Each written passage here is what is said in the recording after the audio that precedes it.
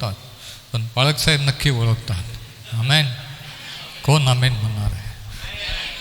कोणी जरी नाही ओळखलं तरी पाळकसाहेब ओळखतात. हालेलुया. तर ही देवाची योजना आहे.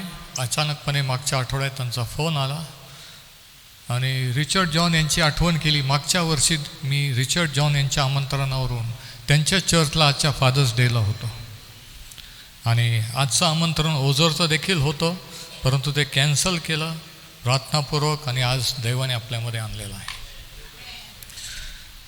आणि एकच सांगू इच्छितो की तुम्ही जसं चर्चला आलात तसं परत जाणार नाही आहे. काहीतरी आज या ठिकाणी होणार आहे. देवाचा आत्मा अद्भुत रीतीने कार्य करणार आहे. त्याची उपस्थिती आपल्यामध्ये आहे. तर थँक्यू पाळकसाहेब आणि कमिटी आणि ज्यांनी आमंत्रण प्रभूमध्ये दिलेलं, आणि मोना आणि फॅमिली सर्वांना आजच्या जे फादर झालेले पिता आहेत त्यांना आमच्यातर्फे, आमच्या मंडळीतर्फे पितृदिनाच्या हार्दिक शुभेच्छा. Happy Father's Day to all the fathers. Amen. मला वाटलं कोणीतरी आमेन म्हणेल. हालेलुया. मला अशी बोलायची सवय असती. मी नेहमी मंडळीला जागा ठेवत असतो, म्हणून असं अधूनमधून आलं तर शॉक्ड होऊ नका, चकित होऊ नका. सुंदर प्रेज अँड वर्शिप, आणि ॲक्च्युली वर्शिप सुरू असतानाच देवाची उपस्थितीचा अनुभव येत होता. आणि पाळकसाहेब तुमच्या परवानगीशिवाय मी 2-3 गाणे रेकॉर्ड केलेत. ही खरोखर हालेलुया, ही त्याची योजना आहे. आणि आता आपण त्याच्या वचनावर जाणार आहोत. तुमच्याजवळ जर शास्त्र असेल, नोटबुक असेल तर तयार राहा, रेडी राहा. आणि त्यानंतर मी प्रार्थना करील त्याच्या आत्म्याच्या मार्गदर्शनानुसार. म्हणून जे काही तुमचे समस्या, बंधनं, दुखणे, आजार, तयार राहा. काही वेळेस वचन सांगता सांगता लोक बरे होतात, मुक्त होतात, काही वेळेस नंतर होतात. म्हणून तुम्ही मागे बसा, पुढे असा, कुठंही असा. आणि मी तुम्हाला सांगतो की नेहमी मीटिंग किंवा चर्चमध्ये माझं लक्ष कोणाकडे असतं माहिती आहे का? जे सर्वात मागे बसलेले, संध्याकाळच्या वेळेस अंधारात बसलेले. हालेलुया, धन्यवाद. तर आता आपण त्याच्या वचनाकडे जाऊया. 2026 या वर्षातला फादर्स डे किंवा पितृदिन त्याने तुमच्याने माझ्या जीवनात दाखवला, त्याबद्दल त्याचे आभार मानूया. आणि पिता होण्याचं सौभाग्य त्याने दिलं. आम्हाला एक मुलगी आणि एक मुलगा आहे, परंतु अनेक आत्मिक मुलं आणि मुलीसुद्धा आहेत. आणि त्यापैकी एक मुलगी या ठिकाणी आहे, मोना लिसा. हालेलुया. तर आजचा आपला विषय आहे कुटुंबातील यश, सक्सेस इन द फॅमिली. एका देवाच्या सेवकाने असं म्हटलेलं आहे की माणसाने सगळं जग मिळवलं आणि आपल्या कुटुंबाचा नाश केला तर त्याला काय लाभ? कुटुंब जर यशस्वी, कुटुंब जर आशीर्वादित तर चर्च आशीर्वादित. आमेन. कोणीतरी ऐकतंय? कुटुंब जर आशीर्वादित तर मंडळी आशीर्वादित. पण कुटुंबात जर प्रॉब्लेम आणि तेच लोक जर चर्चला आले तर चर्चमध्ये प्रॉब्लेम. सर्वात पहिल्याने सर्वप्रथम देवाने समाज नव्हे, देश नव्हे, तर कुटुंबाची स्थापना केली. प्रभू येशूने देखील ज्यावेळेस त्याच्या सेवेची सुरुवात केली त्यावेळेस पहिला चमत्कार लग्नात केला.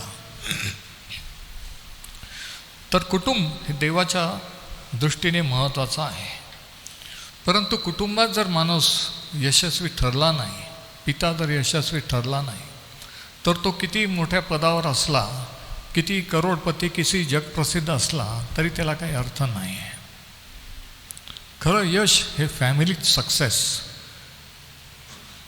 आणि याबद्दल पवित्र शास्त्र काय सांगतं, पितृत्वाबद्दल, पित्यांच्याबद्दल, हे आज आपण पाहूया. जर तुम्ही लिहून घेत असाल तर पहिला पॉईंट असा आहे की फादरहूड बिगॅन इन हेवन. पितृत्वाची सुरुवात प्रथम स्वर्गातून झाली, पृथ्वीवरून नव्हे. आणि आपण वाचू इफिस्करास पत्र याचा 3रा अध्याय, इफिशियन्स चॅप्टर 3 आणि याचं 14 आणि 15 वचनामध्ये पाऊल काय लिहितो ते जरा ऐका. इफिस्करास पत्र 3रा अध्याय आणि वचन 14 आणि 15. याकरिता स्वर्गातील व पृथ्वीवरील प्रत्येक वंशास ज्या पित्यावरून नाव देण्यात येते त्या पित्यासमोर मी गुडघे टेकून अशी विनंती करीतो की. या ठिकाणी आपण पाहतो की पितृत्वाची सुरुवात ही स्वर्गातून झालेली आहे, पृथ्वीवरून नव्हे. 14व्या वचनात असं लिहिलेलं आहे की स्वर्गातील व पृथ्वीवरील प्रत्येक वंशास. वंशास हा शब्द जरा अंडरलाईन करा. वंश म्हणजे घराणं, वंश म्हणजे कुटुंब. स्वर्गात एक कुटुंब आहे, पृथ्वीवर एक कुटुंब आहे. किती जण ऐकत आहेत? आणि ह्या सर्वांचा उत्पन्न करता देव जो पिता आहे. देवाविषयीचं सर्वात अद्भुत प्रकटीकरण जे आपल्याला कुठेही जुन्या काळात आढळत नाही, ते प्रभू येशू ख्रिस्ताने प्रकट केलं की देव एक पिता आहे. जुन्या काळात कोणी कधी देवाला पिता म्हटल्याचं तुम्हाला वाचण्यात येणार नाही. इव्हन स्तोत्रसुद्धा जे लिहिले, स्तोत्रकर्ता देखील हे देवा, हे परमेश्वरा म्हणतो. कारण देव एक पिता आहे, एक चांगला पिता आहे. याचं प्रकटीकरण हे दिव्य सत्य फक्त नव्या काळात, फक्त प्रभू येशू ख्रिस्त जगात आल्यानंतर त्याने प्रकट केला.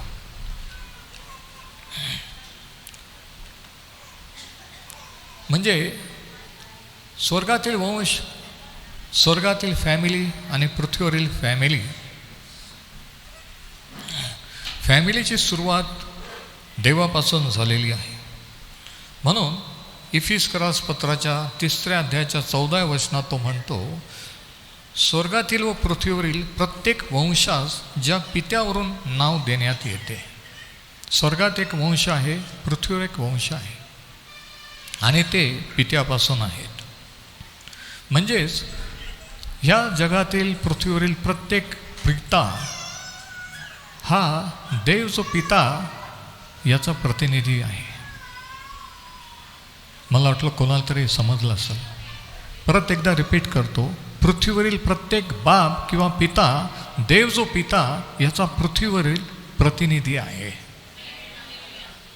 आणि म्हणून पिता होणं एक सौभाग्य आहे, पण त्याच्याबरोबर काही जबाबदाऱ्या सुद्धा आहेत. तर पितृत्वाची सुरुवात, पहिला पॉईंट, पृथ्वीवर नाही तर स्वर्गातून झालेली आहे. दुसरी गोष्ट, पवित्र शास्त्रानुसार देवाने पुरुषाला कुटुंब प्रमुख केलेला आहे. आज ते आपल्याला तसं पाहायला मिळत नाही बऱ्याच कुटुंबात, फॅमिलीमध्ये. घरी गेल्यावर लवकरच कळतं की कुटुंबाचं मेन कोण आहे. परंतु शास्त्रानुसार पिता हा कुटुंब प्रमुख आहे. मला वाटलं काही पिता आमेन म्हणतील. ह्या चर्चमध्ये तुम्ही आमेन म्हणता का? मग जर लक्ष असेल तर म्हणा, म्हणजे मला कळेल की तुम्ही ऐकत आहात. संगती चला, मला रिस्पॉन्स, रिप्लाय पाहिजे असतो. देव जिवंतांचा देव आहे, मेलेल्यांचा नाही. किती जण जिवंत आहे, किती जणांना ख्रिस्ताने जिवंत केलेले आहे. तेच आमेन प्रेज द लॉर्ड म्हणू शकतात. त्यांना सांगावं लागत नाही कुठे केव्हा म्हणायचं असतं. आमेन. तर पिता हा कुटुंब प्रमुख आहे. आता ऐकून घ्या, याचा अर्थ स्त्रिया किंवा पत्नी महत्त्वाची नाही असे नाही. पहिले कोरिन्थीकरास पत्राचा 11वा अध्याय आणि याच्या 3ऱ्या वचनात देवाच्या दृष्टीने फॅमिलीची ऑर्डर कशी आहे हे सांगितलेलं आहे. पहिले कोरिन्थ 11 आणि वचन 3. या ठिकाणी पाऊल असं लिहितो, पहिले कोरिन्थ याचा 11वा अध्याय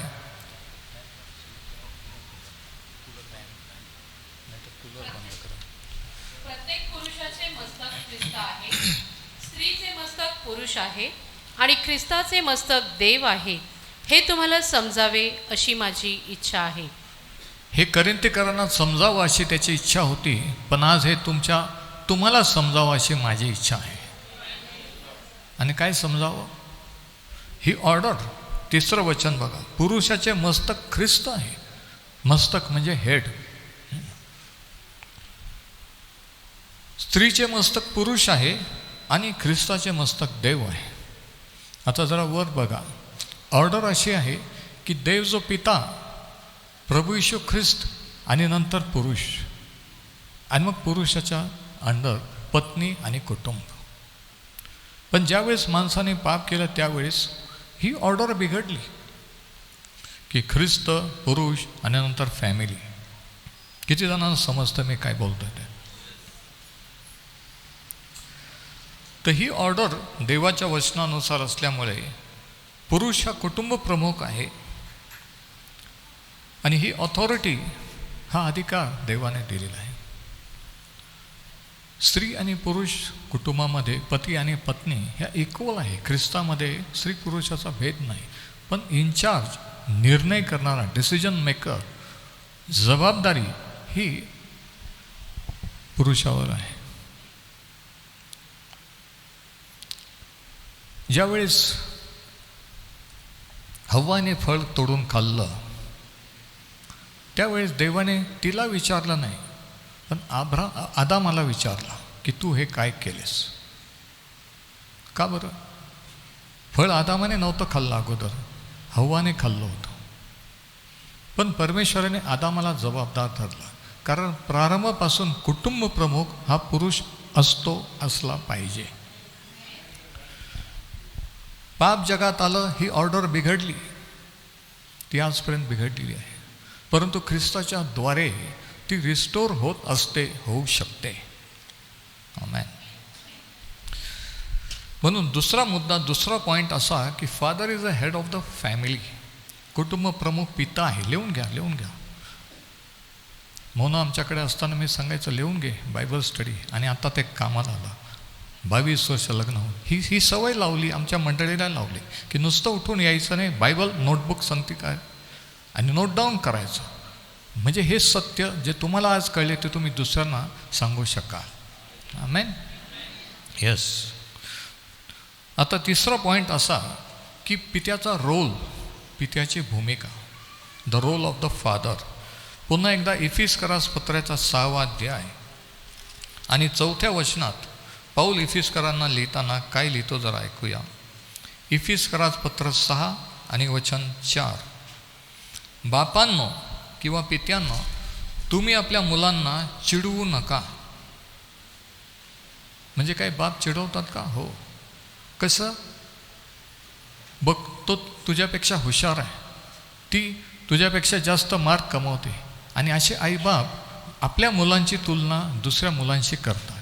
आणि मग लेकरांच्या मनाला हर्ट होतो की मी पप्पांना आवडत नाही, मी मम्मींना आवडत नाही.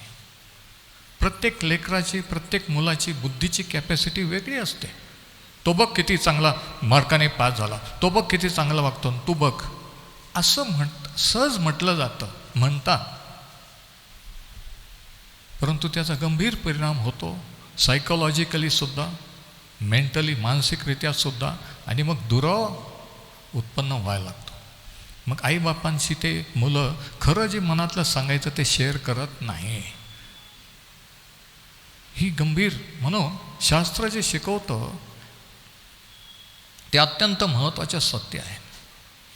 आणि जे देवाने मला प्रगट केलं पितृत्वाबद्दल, फॅमिलीबद्दल, ते मी तुम्हाला सांगत आहे. इफिसकरास पत्र 6वा अध्याय याच्या 4थ्या वचनात की बापानं तुम्ही आपल्या मुलांना चिडवू नका, काय करू नका, ते अगोदर सांगितलेलं आहे. आणि मग तो म्हणतो काय करा, तर प्रभूचे शिक्षण व बोध यांच्या योगे त्यांचा प्रतिपाळ करा. आणि कोणी करायचं आहे? तुम्हाला प्रश्न विचारतो, कोणी करायचं आहे? पित्याने, बापाने. जोरात बोला. इथे असलेल्या बापांना ऐकू जाऊ द्या, जोरात बोला. पण बरेच वेळेस ते कोण करतं? आईला ते करावं लागतं. कारण पप्पा कामावर असतात, पप्पा बिझी असतात, रात्री लेट येतात, सकाळी लवकर उठून कामावर जातात. म्हणून आईवर डबल जबाबदारी पडते. आणि म्हणून आईला किंवा पत्नीला जबाबदार झाला. तुझ्या लाडामुळे तो असा वागतो, ती अशी वागते, तू लाड केला म्हणून असं झालं. किती विशेष आहे नाही का? आजकाल अशा गोष्टी संदेशातून आपल्याला ऐकायला मिळत नाही. खुश करणारे, प्रसिद्ध करणारे, की परत परत बोलवतील ह्या उद्देशाने संदेश दिले जातात. परंतु देवाचं वचन देवाच्या मंडळीसाठी आवश्यक आहे. ह्या शेवटच्या काळामध्ये देव कुटुंबाची पुनर्स्थापना करत आहे. आमेन. आणि तुमच्या कुटुंबाची तो पुनर्स्थापना करील असा माझा विश्वास आहे. आणि शेवटी माझी प्रार्थना देखील राहील. तर बापांना सांगितलेलं आहे की बापांनो, तुम्ही आपल्या मुलांना चिडवू नका, तर प्रभूचे शिक्षण व बोध यांच्या योगे त्यांचा प्रतिपाळ करा. 34.5 वर्ष मी स्टेट गव्हर्नमेंटमध्ये होतो, सर्व्हिस करून सेवा करत आलो. आणि प्रत्येक वेळेस ज्या ज्या मिटिंगला ठिकाणी गेल्यानंतर पहिला प्रश्न हा विचारला जात असतो की पळकसाहेब, तुम्हाला एवढा वेळ कसा मिळतो?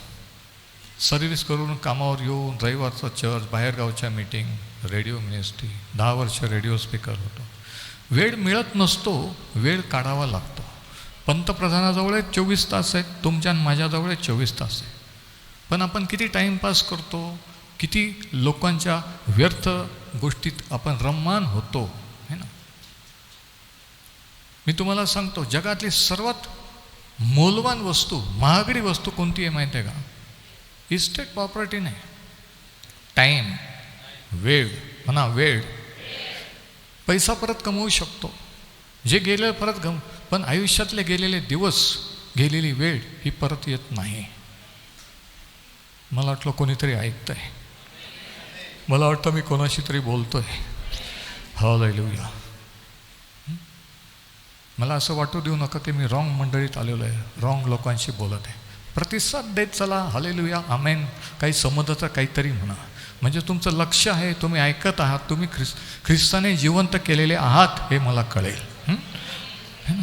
म्हणजे वन मॅन साईड नाही, निदान मी असताना तरी वन साइडेड नको आहे, दोन्हीकडून. आमेन. सर्वात मौल्यवान गोष्ट जगातली म्हणजे वेळ. गेलेली वेळ आयुष्यात परत कधी येत नाही. आजचा दिवस परत कधी तुमच्या माझ्या आयुष्यात येणार नाही. आणि म्हणून सगळ्यात जपून आपण काय वापरलं पाहिजे माहिती आहे का? आपला वेळ. आपण कोणासोबत घालवतो, कोणासाठी आपला वेळ देतो, हे फार महत्त्वाचं आहे. पवित्र आत्मा हा शिस्तीचा आत्मा आहे, बेशिस्तीचा नाही. आणि एक शिस्त म्हणजे वेळेची शिस्त लावणं. तर बापाची भूमिका ही आहे की मुलांना देवाविषयीचं, देवाच्या वचनाविषयीचं शिक्षण देणं. याचे अनेक उदाहरणं जुन्या नव्या करारात आहेत. ज्यावेळेस मोशेच्याद्वारे परमेश्वराने सांगितले की प्रत्येक कुटुंबातील एक कोकरू घ्यावे, कापावे, त्याचं रक्त दार कपाळ बाहेर. हे कोण करणार होतं माहिती आहे का? बाई नाही, माणूस, कुटुंब प्रमुख. कुटुंब प्रमुखाची जबाबदारी होती की कोकर घेऊन यायचं, कापायचं, त्याचं लक्ष लावायचं. म्हणून पिता होणं हे सौभाग्यच नव्हे तर एक जबाबदारीसुद्धा आहे. आणि याच्याबरोबर काही प्रिव्हिलेजेस किंवा काही सौभाग्य देखील आहेत. 2 उदाहरणं आपण पाहू, 2 व्यक्तींचे जुन्या काळातले. पहिलं जे उदाहरण आपल्याला आढळतं की जो योग्य आदर्श असा पिता होता ज्याने कुटुंबाची जबाबदारी स्वीकारली. आता मला माहीत नाही, आजकाल बरेचसे मुलं मुली म्हणतात आम्हाला लग्न करायची इच्छा नाही. लग्न केलंच पाहिजे का पालक साहेब, असे प्रश्न विचारले जातात. कारण आजचं ट्रेंड जे आहे, आजचं जे वातावरण जे आहे समाजामध्ये, चर्चमध्ये, ते असं आहे की लग्नाला, फॅमिलीला फारसं महत्त्व राहिलेलं नाही. परंतु जर आपण देवाचे आहोत, देवाकडे आल्यानंतर देव परमेश्वर ज्याला महत्त्व देतो त्याला आपण महत्त्व दिलं पाहिजे. देवाच्या दृष्टीने जर फॅमिली आहे आणि फॅमिलीची, कुटुंबाची सुरुवात जर चर्चमध्ये आहे, चर्चमध्ये जर पती पत्नी वचन देतात, तर मग त्याचा शेवट कोर्टात नाही झाला पाहिजे, सुटपत्राने. कारण चर्चमध्ये वचन दिलेलं असतं की आयुष्यभर सुखात दुःखात मी साथ देईल, पण तसं होतं का? नाही. ही आजची परिस्थिती आहे. आणि म्हणून पितृदिनाच्या दिवशी फॅमिली काय, वडिलांची जबाबदारी काय, कुटुंब काय, ह्याच्यातल्या गोष्टी आपण पाहत आहोत. तर उत्पत्तीचं पुस्तक याचा 7वा अध्याय आणि याच्या पहिल्या वचनामध्ये नोआविषयी काय म्हटलेलं आहे बघा. उत्पत्ती 7 आणि वचन 1.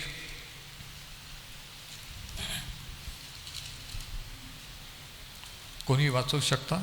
मग परमेश्वराने नोहाला सांगितले, तू आपल्या सगळ्या कुटुंबासह तारवात चल, कारण मी पाहिले आहे की या पिढीत तूच माझ्या पुढे नीतिमान आहेस.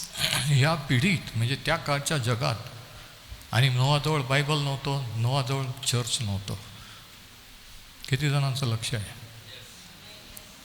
मी असं म्हणत राहील संपेपर्यंत. हालेलुया. देवाची उपस्थिती आपल्यामध्ये आहे, आणि म्हणून आपण लक्ष जर दिलं तर त्या वचनाने कार्य होतं. आपण मोबाईल खेळत बसायचं नाही, आपण दुसरे विचार करायचे की दुपारी कोणाला भेटायचं, संध्याकाळी काय करायचं. यावेळेस आपण देवासमोर आहोत, आपलं फोकस फक्त इथं पाहिजे, तरच ते प्रगटीकरण तुम्ही कॅच करू शकाल. तर या ठिकाणी लिहिलेलं आहे की परमेश्वराची कृपादृष्टी त्याच्यावर झाली आणि त्याने नोआला सांगितले, तू आपल्या सगळ्या कुटुंबासह तारवात चल, कारण ह्या पिढीत तूच माझ्याशी धर्माने वागणारा असा मला दिसला आहे. विचार करा, अवघ्या जगात त्या काळातल्या फक्त एकच माणूस देवाला मानणारा, एकच माणूस. कोणीतरी म्हणते की माझ्या कुटुंबात पाळकसाहेब मीच एक विश्वासात आलेली आहे, मीच विश्वासात. कुटुंब सोडा, जगामध्ये हा एकच माणूस देवाच्या दृष्टीने नीतिमान होता. आणि मग पुढं काय लिहिलं ते महत्त्वाचं आहे. अगोदर काय, सगळ्या कुटुंबाला तारवात आण. नोहाला ही जबाबदारी दिली आणि त्याने आज्ञापालन केलं. आणि काय झालं की ज्यावेळेस नोहाने ही जबाबदारी स्वीकारली देवासमोर, त्यावेळेस कुटुंब प्रमुख म्हणून त्याने कुटुंबाची जबाबदारी स्वीकारली. त्याला ते सगळं स्वतःचं कुटुंब त्याने तारवात तो आणू शकला. पण समजा जर नोहा विश्वास ठेवणार नसता तर आपल्याला कळलं नसतं की नोहा कोण होता. किती जणांचं लक्ष आहे? परंतु तो देवाला समर्पित होता, देवाच्या दृष्टीने नीट चालणारा होता. त्याच्याजवळ जरी बायबल नव्हतं, त्याला जरी बाकीच्या गोष्टी देवाच्या, तर जेवढं प्रगटीकरण, जेवढा लाईट त्याला होता, तेवढ्या प्रकाशात तो प्रामाणिकपणे चालत होता. समजलं तर काहीतरी म्हणा. म्हणजे मला कळेल की मी कोणाशी तरी बोलतोय, मला कळेल की मी बिलीवर चर्चमध्ये आहे. आमेन. दुसरं जे उदाहरण आपल्याला पाहायला मिळतं ते म्हणजे आपल्या विश्वासाचा पिता अब्राम. म्हणजे काय, आपला अब्राम आपला नातेवाईक आहे का? हो. ख्रिस्ताच्या द्वारे तुम्ही आणि मी अब्रामाची संतान आहोत. आपण जरी भारतीय असला, तुम्हाला जरी, म्हणून मी सांगतो की लक्ष द्या, हे प्रगटीकरण कॅच करण्यासाठी तुम्ही शरीरानेच नव्हे तर मनाने देखील इथं उपस्थित राहा.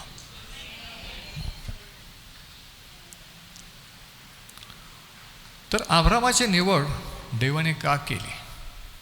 शास्त्र सांगते की अब्राम मूर्तीपूजा करणाऱ्या घराण्यातला होता.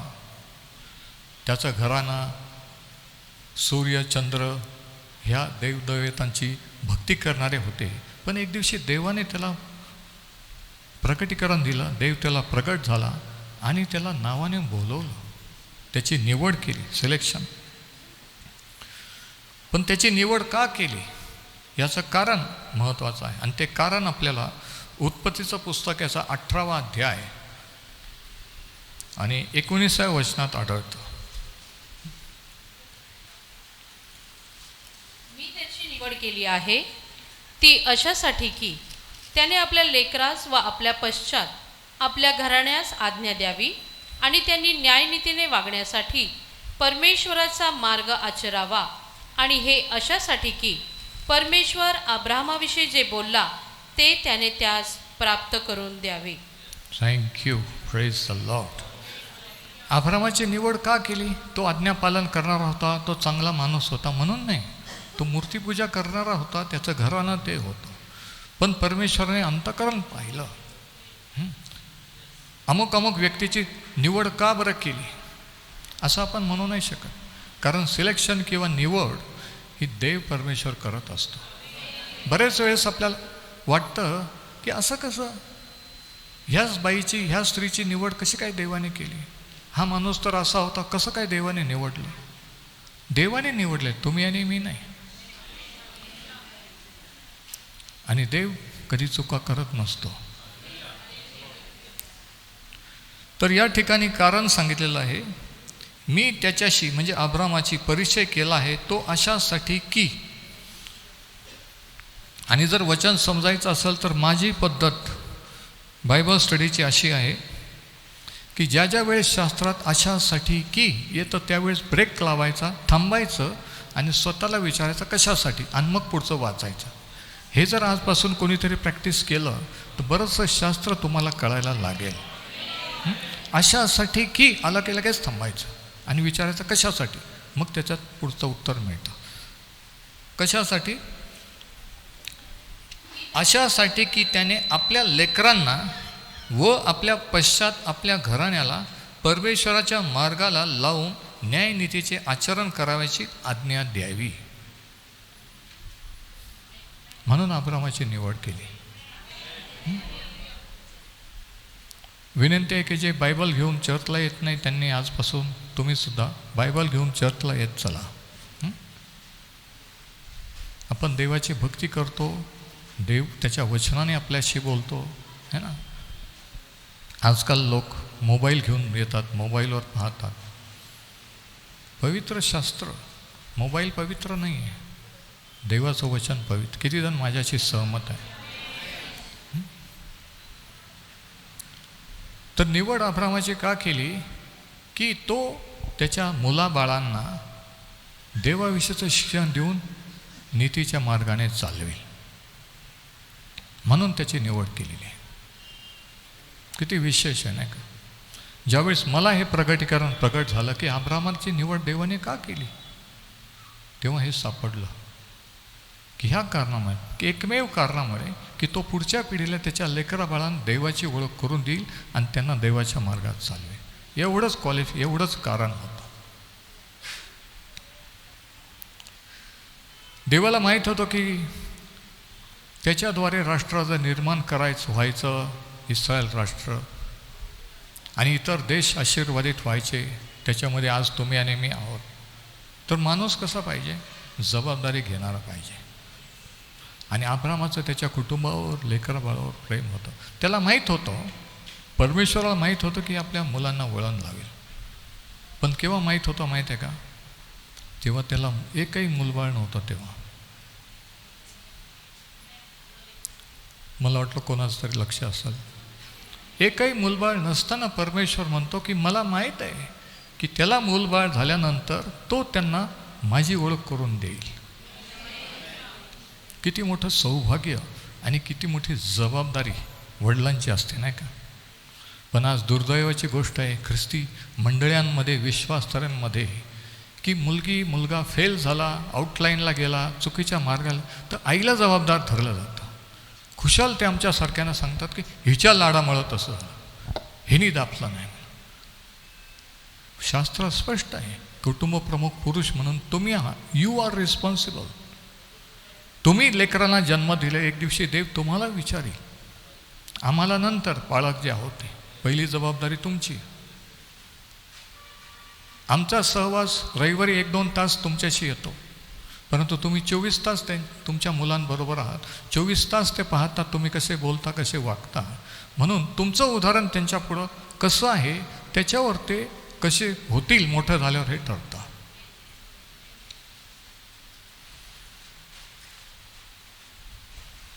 चौथा पॉईंट, समजा जर वडील फेल गेले तर काय होतं? चौथा point, what happens when fathers fail. What happens when fathers fail? वडील जेव्हा अपयशी ठरतात तेव्हा काय होतं? आणि आज अनेक वडील अपयशी ठरलेले आहेत.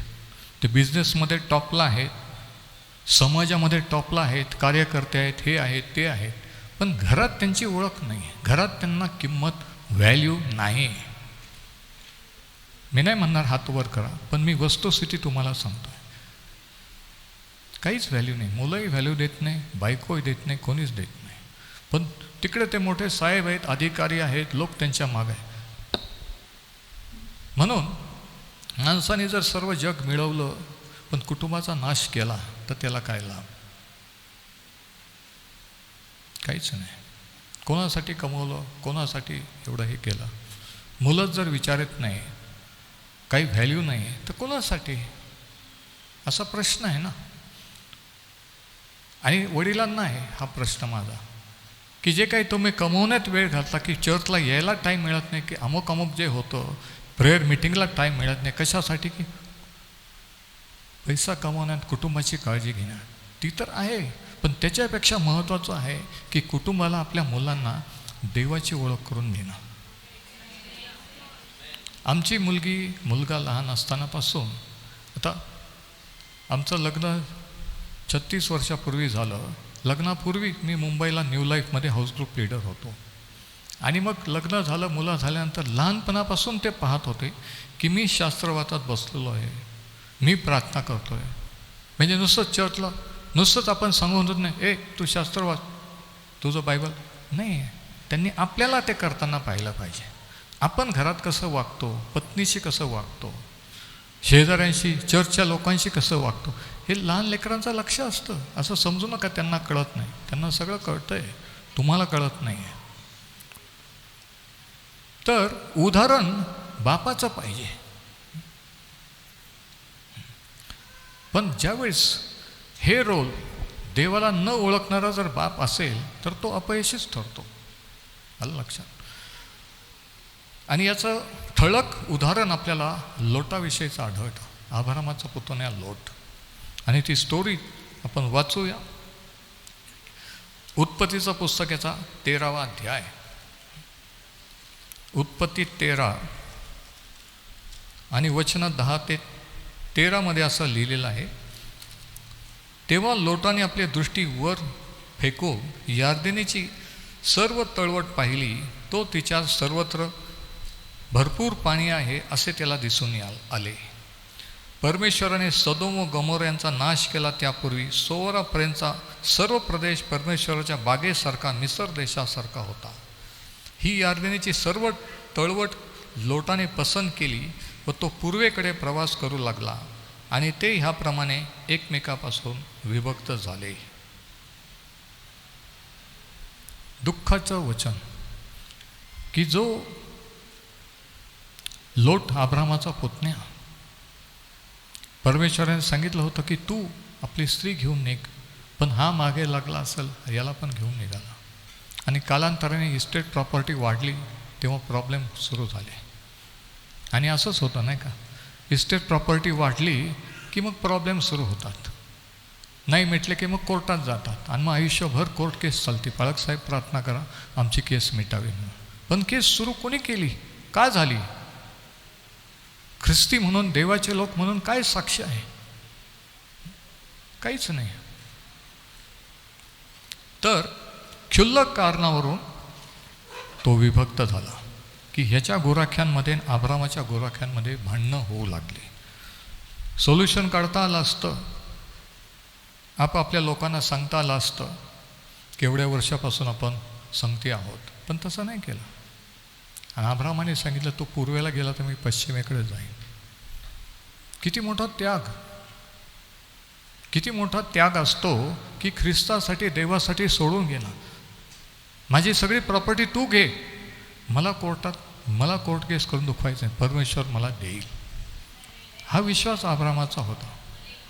आणि लोटाने पाहिलं हिरवळीचा प्रदेश, तिथं आपण सेटल होऊ शकतो, हे ना. किती वर्ष अब्रामाबरोबर फिरत राहायचं, कधी येणार तो देश, कोणता तो देश आहे, अजून किती वर्ष, किती दिवस. त्यांनी निर्णय घेतला, हिरवळीचा प्रदेश निवडला. सेटल होण्यासाठी. पण तो सेटल झाला का? आपण वाचू 19वा अध्याय, उत्पत्ती 19 आणि 15 ते 26. पहाट होताच दूतांनी लोटाला घाई करून म्हटले, उठ, तुझी बायको व इथे असलेल्या तुझ्या 2 मुली यांना घेऊन निघ, नाहीतर ह्या नगराच्या पातकात तू भस्म होशील. आता हे देवदूत लोटाने अब्रामाची साथ सोडली, तरी देवाने हे देवदूत लोटाकडे का पाठवले माहीत आहे का? कारण कुणीतरी अब्रामासाठी लोटासाठी प्रार्थना करीत होतं. आणि तो कोण? अब्राहम, लोटाचे काका. काका पुतण्यांची स्टोरी आहे शास्त्रातली. माहीत नसल्यासारखं पाहू नका, घरी जाऊन वाचा, शास्त्राची ओळख करून. असं ब्लँक हँग झाल्यासारखं माझ्याकडे पाहू नका. आपण देवासमोर आहोत. जर कोणी प्रार्थना करून आलं असेल की प्रभू आज तू माझ्याशी बोल, आज तू माझी भेट घे, तरच त्यांना कळेल की मी काय बोलतोय ते. जर कोणी नुसतं उठून घाईघाईने आलं असेल तर हे सर्व त्यांच्या डोक्यावरून जाईल. मी आत्मिक लोकांशी बोलत आहे. हालेलुया. तर लोटाकडे देवदूत पाठवले अब्रामाचे मध्यस्थी. साथ जरी सोडली तरी अब्राम आपल्या पुतण्यासाठी देवाजवळ विनंती करीत होता. किती विशेष आहे नाही का? आज आपली साथ सोडली कोणी तर आपण त्यांच्यासाठी प्रार्थना करतो का? नाही. अब्रामाने तसं केलं नाही. आणि तुम्ही आणि मी सुद्धा अब्रामाचे संतान या रीतीने तसं करायचं नाही. पुढं काय झालं बघा. वचन 14. तेव्हा लोट बाहेर येऊन आपल्या कन्यांशी विवाह केलेल्या आपल्या जावयांना म्हणाला, उठा, या स्थानातून बाहेर पडा, कारण परमेश्वर या नगराचा नाश करणार आहे. आणि आता ऐका, परंतु त्याच्या जावयांना तो केवळ विनोद करीत आहे असे भासले. का? एवढ्या वर्षात आम्हाला कधी देवाबद्दल सांगितले नाही, एवढ्या वर्षात आम्ही तुम्हाला कधी प्रार्थना करताना पाहिलं नाही, आणि अचानक तुम्ही म्हणता की देव या शहराचा नाश करणार आहे, चला चला. त्यांनी लाईटली घेतलं. त्यांना वाटलं गंमत आहे, थट्टा आहे. लोटाने अब्रामाची साथ सोडली देवाच्या माणसाची. आणि ज्यावेळेस देवाच्या माणसाची साथ सोडली जाते ना, त्यावेळेस कधीही प्रगती होत नसते. इस्टेट प्रॉपर्टी येईल, बाकीच्या जगी गोष्टी मिळू शकतील, परंतु देवाचा आशीर्वाद राहणार नाही. म्हणून ही वेळ आली की देव ज्या हिरवळीचा प्रदेश जो एकेकाळी होता, जे निवडलं होतं की तिथं जाऊन माझे फॅमिली घेऊन मी सेटल होईल, तेच ठिकाण देव आता भस्म करणार आहे. पण अब्राम, धन्य तो अब्राम, त्याने विनंती केल्यामुळे लोटावर देव दया करीत आहे. किती जणांचं अजूनही लक्ष आहे? कोणीतरी तुमच्यासाठी प्रार्थना करत असतं म्हणून तुम्ही देवाकडे आलेलं असतं. आपोआप कोणी येत नसतं. आलं लक्षात? आपोआप कोणी येत नसतं. मी पण आलो नाही. कोणीतरी मध्यस्थी करता, देव हस्तक्षेप करतो आणि मग आपल्या जीवनात कार्य करत असतो. पण मग नंतर ज्यावेळेस त्यांनी सांगितलं सिरियसली की परमेश्वर हे करणार आहे, त्यांनी उडवून दिलं. त्यांना विश्वास वाटला नाही, कारण लोटाने त्याचे साक्ष कुटुंबात, जावयांमध्ये, मुलांमध्ये गमावलेली होती. जेव्हा तुम्ही आणि मी साक्ष गमावतो ना आपल्या घरात, चर्चमध्ये, तेव्हा आपल्या शब्दाला काहीच किंमत नसते. लोक तेवढ्यापुरतं हां हां करतील, परंतु त्यांना माहीत आहे की हे फेक आहे, हे रिअल नाही आहे. किती जीव तोडून सांगितलं तरी त्यांना ती थट्टा वाटली. आणि मग पुढं जर आपण वाचलं की तो दिरंगाई करू लागला, टाळाटाळ. बघा, देवदूत आलेले आहे, ते सांगतात आहे, तरी त्याला खरं वाटत नाही. किती आत्मिक लेवल खालवलेली असते नाही का? ज्यावेळेस आत्मिक लेवल खालवती, कितीही चांगले उपदेश ऐकले, कितीही कोणी प्रार्थना केली, तरी काहीच वाटत नाही. जसं असतं तसंच असतं. फक्त पाळक साहेबाला प्रेज द लॉर्ड करायचं, जायचं, काही वाटत नसतं. कारण बाउंड्री लाईन ओलांडली जाते. अंतकरण जेव्हा कठीण होतं हे ना, म्हणून शास्त्र सांगतं की तुम्ही आपले अंतकरण कठीण करू नका. सर्व रक्षणीय वस्तूपेक्षा आपल्या अंतकरणाचे रक्षण कर, कारण त्यातून जीवनाचा उगम आहे. पण अंतकरण जर भरकटले, अंतःकरण जर इस्टेट प्रॉपर्टी जगी गोष्टीमध्ये आहे तर प्रॉब्लेम होणारच. प्रार्थना काही जादू नाही आहे. त्याच्यावर उपाय प्रार्थना नाही, त्याच्यावर उपाय आहे पश्चाताप. जो झाकतो त्याचा बरं होत नाही, जो कबूल करून सोडून देतो त्याच्यावर दया करण्यात येते. देव जर क्षमा करायला तयार आहे तर झाकायची गरज काय? हाताने प्रॉब्लेम वाढवायची गरज काय? क्षमा करत मोकळे व्हा, पुढे चला. नाही पण तुम्हाला माहीत नाही पाळक साहेब ते असं झालं तसं. अरे आम्हाला जरी माहीत नाही, देवाला माहीत आहे. माझ्यापेक्षा तो तुम्हाला चांगला ओळखतोय.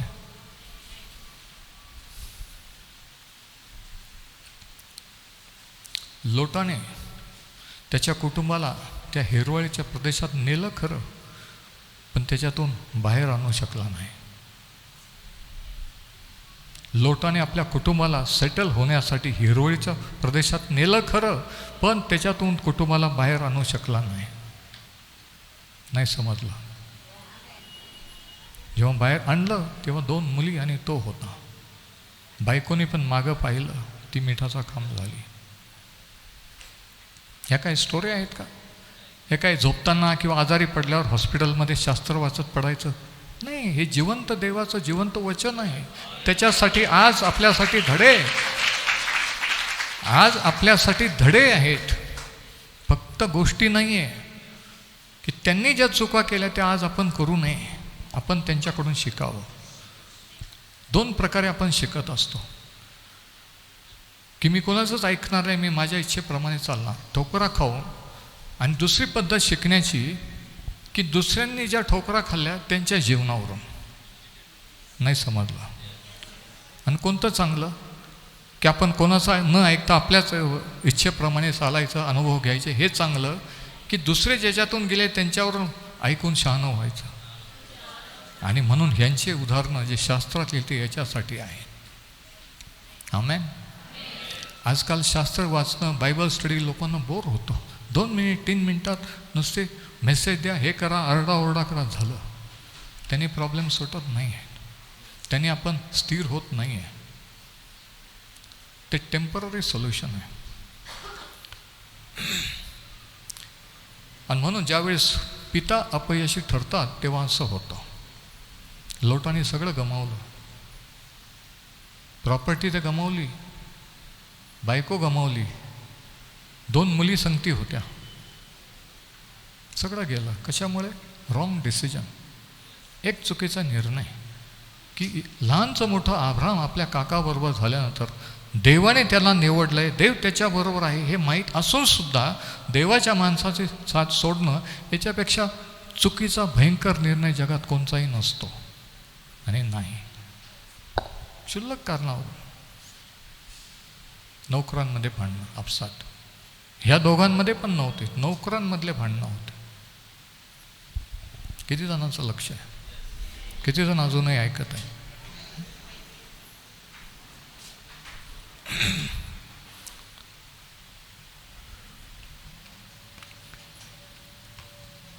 जेव्हा देवाचा न्याय आला त्यावेळेस तो फक्त स्वतःला आणि त्याच्या 2 मुलींना वाचवू शकला. पिता अपयशी ठरल्यानंतर आणखी काय होतं? अनुवादाचं पुस्तकाचा 28वा अध्याय.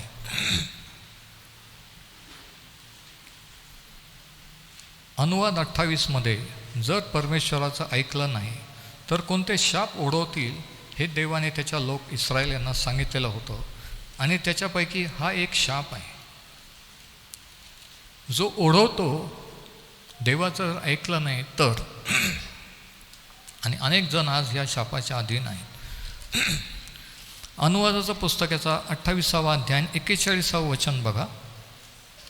या ठिकाणी असं म्हटलेलं आहे, तुला पुत्र व कन्या होतील पण ती तुला लाभणार नाहीत, कारण ती पाडाव होतील किंवा त्यांना कैद करून नेलं जाईल. मुलं बाळं होतील पण ते तुम्हाला जुमानणार नाही, तुमचं ऐकणार नाही. असं कधी पाहिलं का? हो. चर्चेसमध्ये बघा, विश्वासाऱ्यांमध्ये म्हणा, आम्ही आमच्या मुलाला इतकं शिकवलं पण आज तो आम्हाला विचारले, मुलीला एवढं करो, मुलगी आम्हाला भेट देत नाही. पाळक साहेब, हे काय आहे? हे असं का होतं? या ठिकाणी स्पष्ट लिहिलेलं आहे की कोणता शाप येईल. त्या शापामध्ये हा एक शाप की पुत्र आणि कन्या होतील, पण ती तुला लाभणार नाहीत. मोठा होऊन माझा मुलगा मला सांभाळेल, माझी मुलगी माझ्याकडे भेट देत जाईल, पण तसं होत नाही. हा पण एक शाप असतो. आणि आज अनेक ख्रिस्ती लोकांना माहीत नाही आहे. ते म्हणतात प्रार्थना करा. प्रार्थना जादू नाही आहे. पश्चाताप करून कुठून आपण देवाला सोडलं, कुठून आपण भरकटलो ते ओळखून परत त्या बेथेलला, परत त्या ठिकाणी यायचं असतं आणि मग सुरुवात करायची असते. आमेन. कोणाला तरी समजतंय. देवाची स्तुती असो. ती पाडाव करून जातील, कैदेत जातील. आज अनेक मुलं, तरुण मुलं मुली व्यसनाधीन, वेगवेगळ्या प्रकारच्या व्यसनामध्ये, पापामुळे सैतानाने पाडाव करून नेलेले आहे. मी तर असं पाहिलं की बाप पाळक सेवक, परंतु मुलंच चर्चला येत नाहीत, मुलंच देवाला न ओळखणारे, असं पण सीन आहे. हे असं का?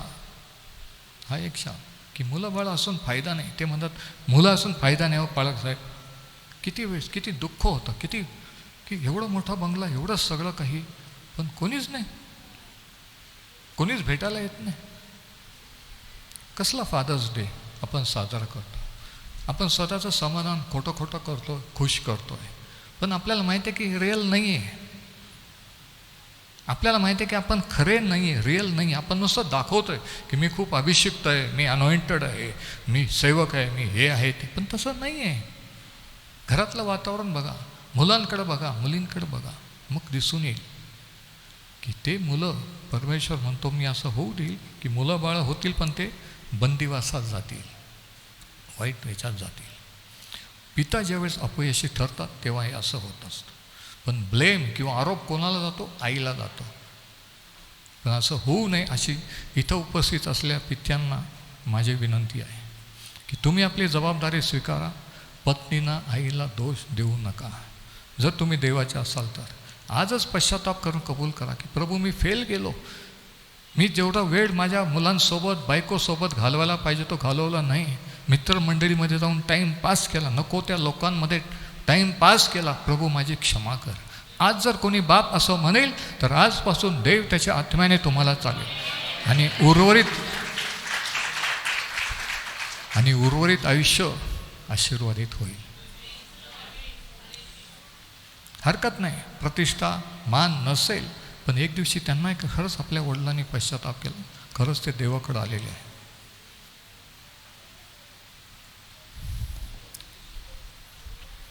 याच्यावर उपाय काय? आणि शेवटचा पॉईंट, याच्यावर देवाचा उपाय, गॉड्स वे आउट. मलाकीचं पुस्तकाचा 4था अध्याय. ही जी अशी वस्तुस्थिती आपण पाहिलं की पित्याची जबाबदारी, पित्याचं सौभाग्य, कुटुंबाला लीड करण्याचं, नोहाचं, अब्रामाचं उदाहरण आपण पाहिलं.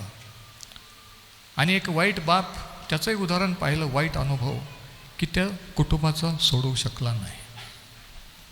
पण याच्यावर उपायसुद्धा आहे. देवाची स्तुती असो. आणि किती जणांना तो ऐकायचा आहे, किती जण अजूनही माझ्या शक्ती कनेक्टेड आहेत. हालेलुया. मलाकीचं पुस्तकाचा 4था अध्याय, मलाकी चॅप्टर 4. आता मलाकी कुठं आहे विचारू नका. मलाकी 4 आणि वचन 5 आणि 6. परमेश्वराचा मोठा व भयंकर दिवस येण्यापूर्वी एलिया संदेश त्यात तुम्हाकडे पाठवेन. आणि आता ऐका, तो वडिलांचे हृदय त्यांच्या पुत्रांकडे व पुत्रांचे हृदय त्यांच्या वडिलाकडे वळवील. म्हणजे पहिलं काय होईल? पहिलं वडिलांनी मुलांकडे वळायचं आहे. नाही पण त्याने माझी माफी मागेल, त्याने माझी इज्जत घालवली नाही. शास्त्र सांगतं की तुम्ही जबाबदार आहात. न्यायसनासमोर एक दिवशी उभा राहिल्यानंतर हे विचारलं जाईल, किती सेवा केली, किती कमवलं, किती काय नाही. जी संतती, धन जे देवाने दिलं ते कसं हँडल केलं. त्यांचा जर नाश झाला तर ते नाही, तुम्ही जबाबदार आहात. पहिल्याने तुम्ही, नंतर आम्ही, मंडळीचे पालक म्हणून. तर ऑर्डर अशी आहे की तो वडिलांचे हृदय त्यांच्या पुत्राकडे व पुत्रांचे हृदय त्यांच्या वडिलांकडे वळेल. म्हणजे इनिशिएटिव्ह कोणी घ्यायचा आहे? वडिलांनी. आणि मग नंतर त्यांचं मन मुलांकडे वळलं. ते मुलांसाठी मुलींसाठी प्रार्थना करू लागले. बाप जर कुटुंबासाठी प्रार्थना करू लागले तर परमेश्वर म्हणतो गॅरंटी आहे की मुलांचं हृदय मी बापाकडे वळवीन. अजून काय पाहिजे? म्हणजे शास्त्रात केवळ माणसाचे प्रॉब्लेमच नाही तर त्याच्यावर उत्तरसुद्धा सांगितलेलं आहे. पण आपण जर शास्त्रच वाचलं नाही, वाचत नाही, म्हणून आपण इकडे तिकडे शोधतो, याला त्याला विचारत फिरतो. आणि आपण शेवटी काहीच नाही झालं तर देवाला दोष देतो की देवाने असं केलं, देवाने असं का केलं सांगा बरं. मग आम्ही सांगतो काय सांगायचं ते.